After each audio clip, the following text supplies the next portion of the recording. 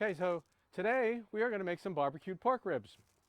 I have about a 3 pounds here, it's a little less than that, of St. Louis style rib. You could use any, you could use baby back, you could use spare ribs, it really doesn't matter.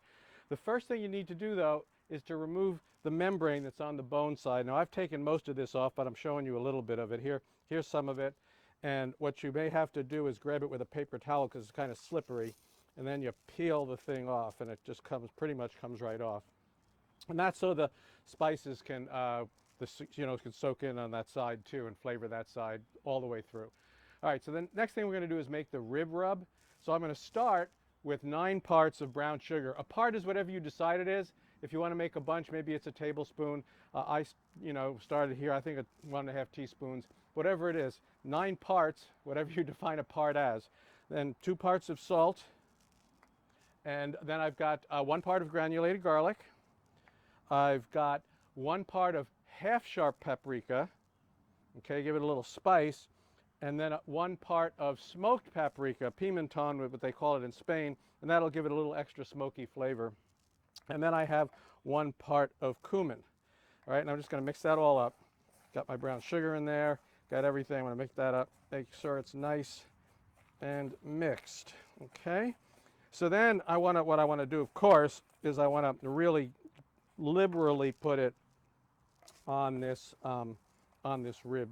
So I'm going to start on one side, and I want to put it on, like I said, liberally, and I want to rub it in. So I want it to stick to that. I'm going to put a little more here, like so. Make sure I get it on. Then I'm going to flip it over. This is the bone side. I'm going to flip it over, do it on the meat side. And I'm just going to dump all of this on, and whatever sticks, sticks, and whatever doesn't, that's the end of that stuff. All right, so here we go. I'm going to just push it, push it, push it, push it. Rub, rub, rub. Let's get as much of this on here as I possibly can. So it gets on the board like that. I can just put the meat right on top of it, push, push, and get that stuck on there, and the same on the other side. All right, so I think that's about as much as it's going to stay on here. But you always want to make sure you've made a little extra, a little too much, because you don't want to have to be stingy with it. Okay, so I got that's ready to go. Rub liberally on both sides. The grill here is fired up. I've got it at about 225 degrees, low and slow, right? And it's set up for indirect heat. I've got a deflector in there to make it indirect heat. And what I've got here is mesquite chips that have been soaked at least for a half an hour. They're soaked in water so they don't burst into flame. So now I set this all up here. I'm going to open it up. I'm going to throw some of the soaked mesquite chips in, around, down, get it down where the coals are. Okay. Then I'm going to put my grill on, and I'm going to take my ribs and stick them right on here and close this up. Now it's going to smoke. People, you never know how much. They have different types of wood. Some like hickory, some like, I use mesquite, some use oak. I'm going to soak, and the amount of smoke flavor varies what people feel like having. So I'm a 2-hour guy. I'm going to smoke these for about 2 hours. That's as much smoke as I really want. Some people go longer than that, some people less. At about an hour, I'm going to add some more. I'll probably flip it over. I'll add some more chips, keep it going. So whatever you do though, don't smoke it for too long because it'll get really bitter.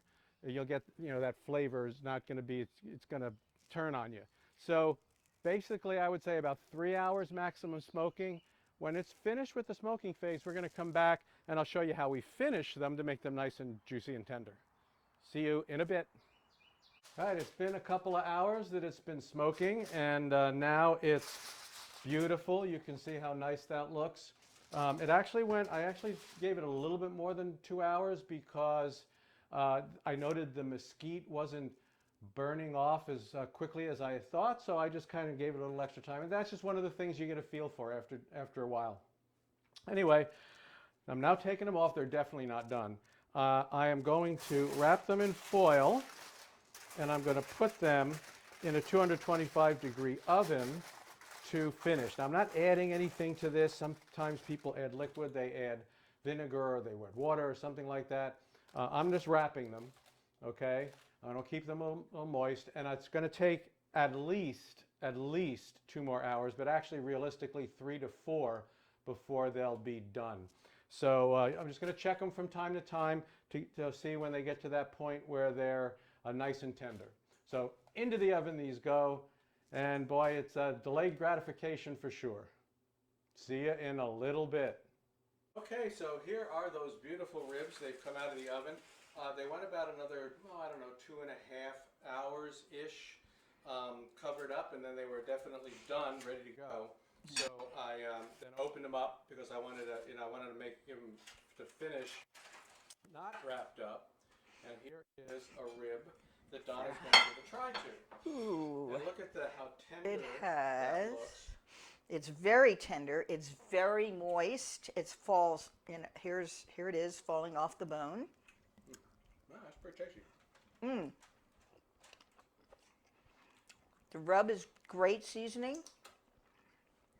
The rib is tender and yummy and very meaty.